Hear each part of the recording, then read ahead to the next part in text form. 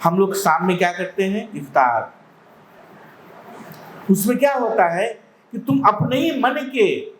अपने ही प्रकार के जो साधक हैं तुम्हारे, और बाकी मित्र मंडली, तुम्हारे परिवार के लोग और बाकी तमाम ऐसे लोग जो इसी साधना में लिप्त हैं कि कैसे मन की शुद्धि करें,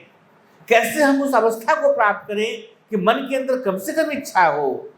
और अधिकतम शाश्वत सुख की झलक हम प्राप्त कर सकें, दुख की निवृत्ति हो सके। जो इस साधना में रमजान में लगा हुआ है, उन तमाम लोगों के साथ तुम संग करते हो, जिसे हम लोग कहते हैं सत्संग या अच्छे लोगों के साथ संग। उस संग में क्या होता है, न केवल भोजन, भोजन तो एक बहाना मात्र है, वहाँ बातें होती हैं और ये होनी चाहिए थी, नहीं करते हैं हम लोग, तो हमें करना चाहिए कि हमने जो साधना की इस पूरे दिन भर, उसमें क्या कोई ऐसा अनुभव हमें प्राप्त हुआ, क्या हमने झलक देखा उस परमात्मा का, क्या हमने कोई ऐसा अनुभव किया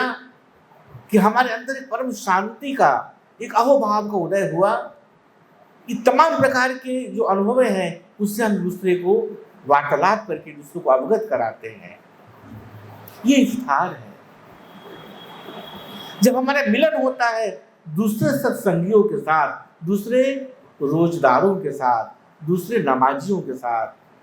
दूसरे उन तमाम लोगों के साथ जो हमारे ही जैसा रोजा रख करके इस प्रकार के साधना में अपने आप को तन के साथ लगाए हुए हैं, संलिप्त हैं, पूरी प्रकार से ईश्वर को अर्पित किए हुए हैं, अपनी चेतना को, अपनी इच्छा को, अपने विचारों को। जब ये सत्संग हमारे इस प्रकार आरंभ होता है, तब उससे हमारे अंदर किस चीज का जन्म होता है, कहते हैं सत्संगत्वम निर्मोहत्वम।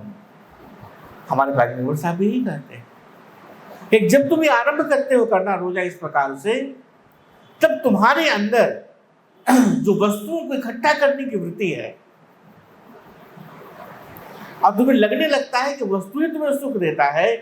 तुम धीरे धीरे समझ तुम्हें आने लगती है कि वस्तु हमारे साथ जाने वाला नहीं है कब्र में, न आखिरत में वस्तु तुम्हारे साथ रहने वाली है। तुम्हारी जो अच्छाइयाँ हैं, जो तुमने अच्छे कर्म किए हैं, जो तुम्हारे अच्छे विचार हैं, जो तुम्हारी शुद्ध वृत्ति है, बस वही तुम्हारे साथ जाने वाला है।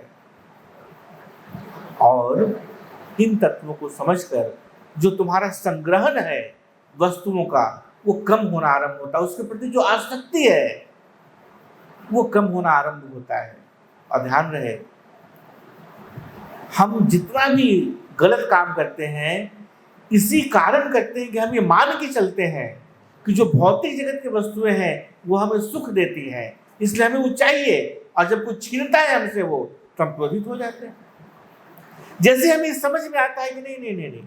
ये भौतिक वस्तु जो जगत की चीजें हैं हमें सुख देने वाला नहीं है, तो फिर हमारी जो आसक्ति है उसके जमा करने का, उसको रखने का,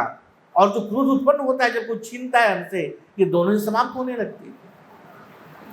तब जो उस भाव से जब हम लोगों को बांटना आरंभ करते हैं, अपने वस्तुओं को,